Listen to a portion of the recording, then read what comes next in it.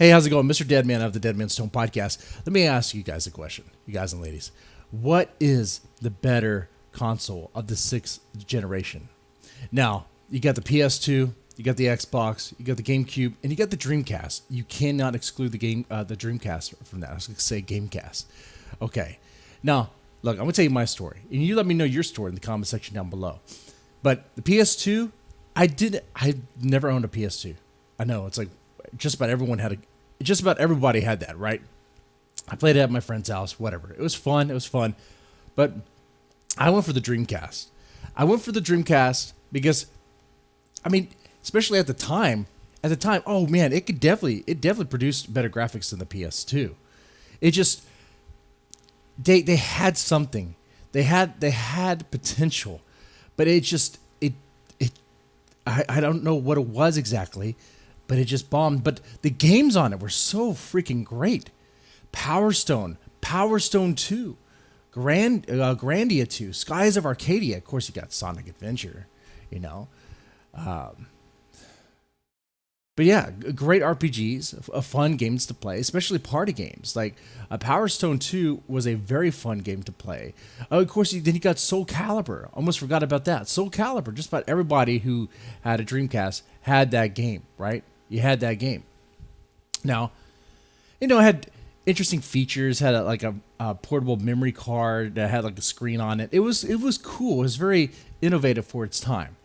It had a modem, but it was just 56K, so there was Quake on it, but good luck playing Quake on dial-up, right? Oh, there's also Phantasy Star Online, which you could play online on dial-up if you wanted to. But, it was a fun game, but if you're not online, it's the game seems empty and not really reaching its potential.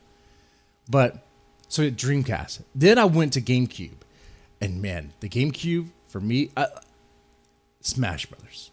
You got Smash Brothers. You got Mario Kart Double Dash, and then you got Smash Brothers. Of course, you got Zelda. I mean, some people might not like the cell shading in Wind Waker, though. I think that isn't that discussion over. I mean, Wind Waker's not a bad game. It's pretty good. So the art style is different. It's a fun game. But even if you don't like that, guess what? I mean, if you got your hands on the remastered versions of the ported versions of Ocarina of Time and Majora's Mask, if you got the bonus stuff, I think it was like a bonus disc for Wind Waker, you could play that as well. You could play that, And let's see. Oh, mentioned Metroid. Okay, I mean, there was a bunch of cool games on it.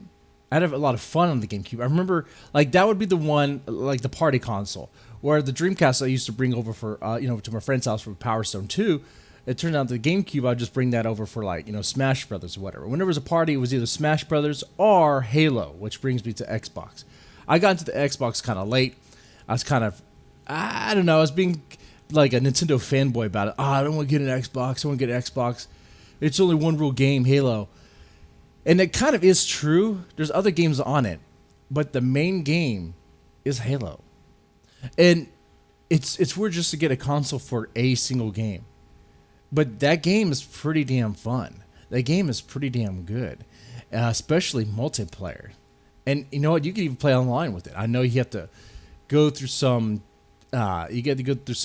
maneuvers to make that happen. But once you do, oh, it's great.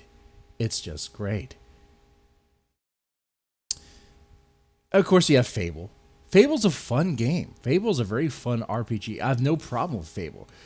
Fable 2 and Fable 3, I didn't even bother. To be honest with you. But Fable was fun. You also had ports, PC ports on the Xbox. So, if you never played Morrowind on the PC, you could play it on the Xbox. Is it a little buggy at times? Morrowind's a buggy game. Okay, even on PC, it's kind of buggy. Okay, but yeah, and sometimes it may crash or whatever. But it's a pretty big game on a system that's trying to be a PC and a console at the same time, and it's there. It was right there. Of course, you got Knights of the Old Republic, very fun game. I would say, man, which one is the better system? I'm torn, man. I love the Dreamcast. I love those games that were on it. And it was so different. But I guess, man, I don't know. I don't know if I can make this decision. Because the GameCube was fun too. Smash Brothers was great. Man, Mario Sunshine was pretty fun too.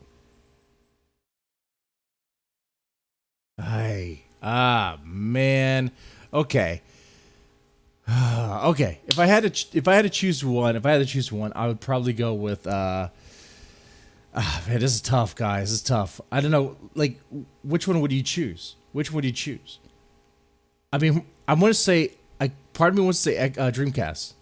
Part of me wants to say Dreamcast to be. I guess that rebel. Be like, pick a console that no one else is really gonna pick. Just to be that guy. But really, the Xbox. I think. I had the most fun with the Xbox. Because while the GameCube, yeah, it was the party console. There was something about connecting multiple Xboxes together and doing like the Halo LAN parties and stuff. Very geeky, very nerdy. But once you did that, there's a whole other level. Anyway, you let me know in the comment section what you think. And by the way, I'm not dogging on the other ones. They're all great consoles, even the PS2. But like I said, I didn't really spend much time with it. It has some really great games too. Don't get me wrong. But graphic wise, it doesn't hold up to the PS2 doesn't even hold up to the GameCube graphic wise. I said it, and that's true. I'll take it easy.